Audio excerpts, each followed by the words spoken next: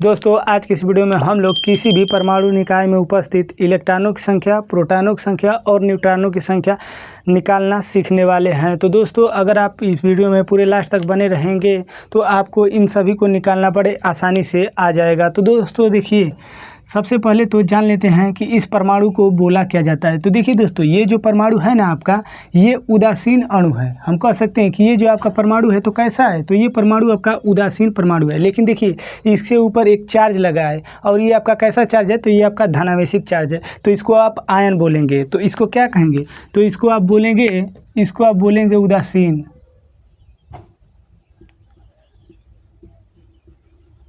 उदासीन क्या, तो उदासीन परमाणु। लेकिन दोस्तों इसको आप उदासीन नहीं बोल सकते हैं, इसको आप बोलेंगे क्या, तो इसको आप आयन बोलेंगे, क्योंकि ये आयनित है और इसके ऊपर कैसा आयन है। तो आप देख ही रहे हैं कि इसके ऊपर प्लस चार्ज का आयन है। दोस्तों कहीं कहीं पे आपको ऐसा लिखा मिलेगा, नहीं तो ज़्यादातर आपको ऐसा लिखा मिलेगा। जैसे देख लीजिए, यहाँ पर लिखा रहेगा x और x के नीचे लिखा रहेगा यहाँ पर z और यहाँ पर लिखा रहेगा a। इसका मतलब क्या होता है, तो चलिए समझ लेते हैं। तो दोस्तों देखिए, ये जो x है ना, x आपका दर्शाता है किसको, तो देखिए यहाँ पर क्या है, सोडियम है ना। तो आप कहेंगे कि जो x है आपका दर्शाता है तत्व को।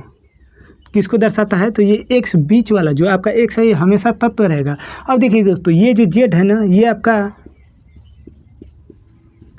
प्रोटॉनों की संख्या को दर्शाता है। किसको दर्शाता है, तो प्रोटॉनों की संख्या को। और ये जो आपका ए है ना, एटॉमिक मास, हम कह सकते हैं कि ये परमाणु भार को दिखाता है।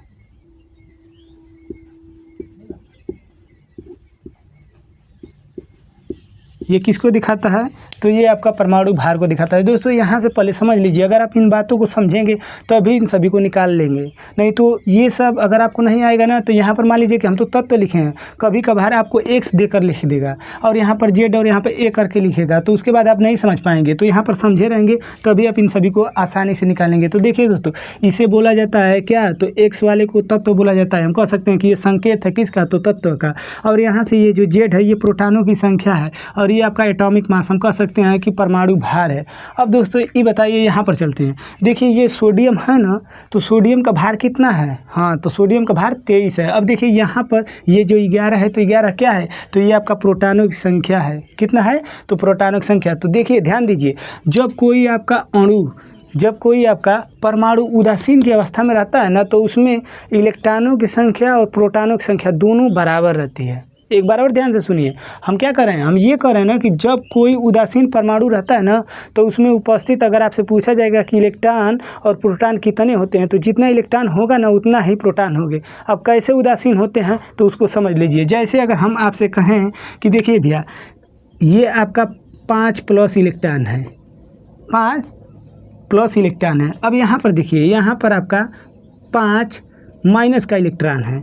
अभी बता दीजिए कि 5 प्लस का इलेक्ट्रॉन और 5 माइनस का इलेक्ट्रॉन आपस में जैसे इन दोनों को जोड़ेंगे तो क्या मिलेगा, तो आपको मिलेगा 0 इलेक्ट्रॉन। यानी कि हम कह सकते हैं कि इसके ऊपर कोई चार्ज नहीं है। तो ठीक यही यहाँ पर हम ये कहें कि अगर आपसे पूछा जाए कि इलेक्ट्रॉनों की संख्या क्या होती है, तो आप तो सबसे पहले देखेंगे कि आयन है या उदासीन परमाणु है। और जब उदासीन परमाणु होता है तो उसमें हम बताए हैं कि जब उदासीन परमाणु होता है उसमें आपका प्रोटॉनों की संख्या बराबर क्या होती है, तो इलेक्ट्रॉनों की संख्या।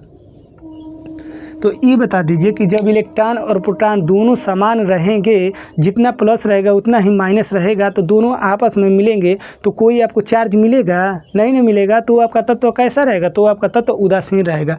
जैसे में ये जो आपका सोडियम है ये उदासीन परमाणु है। अब इसमें इलेक्ट्रॉनों की संख्या पूछेगा तो सबसे पहले आप ये जानिए कि इसमें न्यूट्रॉनों की संख्या कितना है, तो दिखाई दे रहा है। हम कह सकते हैं कि न्यूट्रॉनों की संख्या 11 है। तो जब 11 है न्यूट्रॉनों की संख्या, तो मित्र ये बता दीजिए कि इलेक्ट्रॉनों की संख्या भी तो समान ही रहनी चाहिए ना, तभी तो ये उदासीन परमाणु होगा। तो ये इलेक्ट्रॉनों की संख्या कितनी हो जाएगी, हाँ इलेक्ट्रॉनों की संख्या भी 11 हो जाएगी। अब देखिए प्रोटॉन की संख्या जब भी ज्ञात की जाती है ना दोस्तों, न्यूट्रॉन की संख्या जब भी ज्ञात की जाती है ना, तो हमेशा ध्यान रखिएगा, अगर न्यूट्रॉन की संख्या आपको ज्ञात करने के लिए कहा जाए तो आप हमेशा करेंगे a माइनस का क्या, z। अच्छा ये बता दीजिए, a माइनस z तो हम लिख दिए। अब ये बताइए कि a किसको दर्शाता है, तो a यहाँ पर देखिए परमाणु भार को, और जेड किसको दिखाता है, तो जेड आपका दिखाता है प्रोटॉनों की संख्या। तो ये बता दीजिए कि अगर हम 23 में से 11 घटाएंगे तो कितना आएगा, तो चलिए घटा लेते हैं, क्या दिक्कत है। तो जैसे ही हम अगर 23 में से 11 घटाएंगे तो क्या मिलेगा, तो आपको मिलेगा 12। ये किसकी संख्या है, तो ये आपकी प्रोटॉनों की संख्या है। यानी कि हम कह सकते हैं कि इसमें उपस्थित प्रोटॉनों की संख्या कितनी है, तो 12 है। अगर आपसे कोई पूछ दे कि सोडियम परमाणु के अंदर कितने इलेक्ट्रॉन, कितने प्रोटॉन और कितने न्यूट्रॉन है, तो आप इस तरह आसानी से बता देंगे। लेकिन दोस्तों यहाँ पर थोड़ा सा बदल जाएगा, यहाँ पर चेंज होगा, उसको चलिए समझते हैं। जैसे देखिए ये आपका क्या है, तो ये आपका आयन है, यहाँ पर सोडियम आयन है, सोडियम के ऊपर एक प्लस दिखाई दे रहा है। तो एक प्लस का मतलब समझते हैं केमिस्ट्री में, जिसके ऊपर अगर प्लस है, जितना प्लस आपको दिखाई दे रहा है तो इतना समझ लीजिए कि वो अपने अंदर से इलेक्ट्रॉन देता है। देने वाला हमेशा प्लस दिखाता है, इसे हम दाता भी कह सकते हैं। लेकिन यहाँ पर समझिए कि जो देगा वो हमेशा प्लस दिखाएगा। तो ये बताइए कि सोडियम के ऊपर एक प्लस है, तो इसका मतलब कि हम समझ गए कि ये एक इलेक्ट्रॉन किसी ना किसी को क्या किया होगा, तो दान किया होगा। तो जैसे एक इलेक्ट्रॉन किसी को दिया होगा, तो इससे पहले जो आपका सोडियम था उसमें कितने इलेक्ट्रॉन थे, तो उसमें इलेक्ट्रॉन की संख्या 11 थी। अब एक इलेक्ट्रॉन किसी को दे दिया तो कितने इलेक्ट्रॉन बचे, हाँ सही बता रहे हैं। तो यहाँ पर इलेक्ट्रॉनों की संख्या हो जाएगी 10।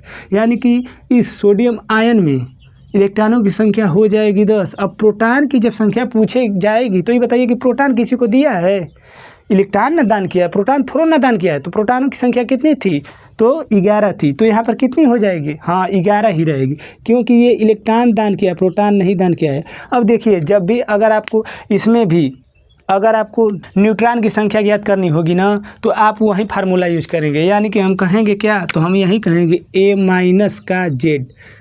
अभी बता दीजिए कि भार इसमें कितना है, तो भार आपका सेम रहेगा। यानी कि हम कह सकते हैं कि 23 और न्यूट्रॉनों की संख्या कितनी है, तो 11। अगर 23 में से 11 घटाएंगे तो क्या आएगा, 12। ये आपका क्या हो जाएगा, तो ये आपका हो जाएगा न्यूट्रॉनों की संख्या।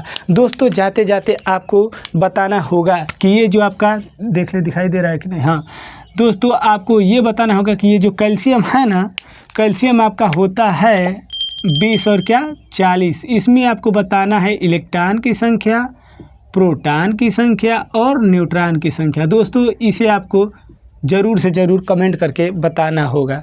तो दोस्तों चलिए मिलते हैं नेक्स्ट वीडियो में, तब तक के लिए नमस्कार, जय हिंद, वंदे मातरम।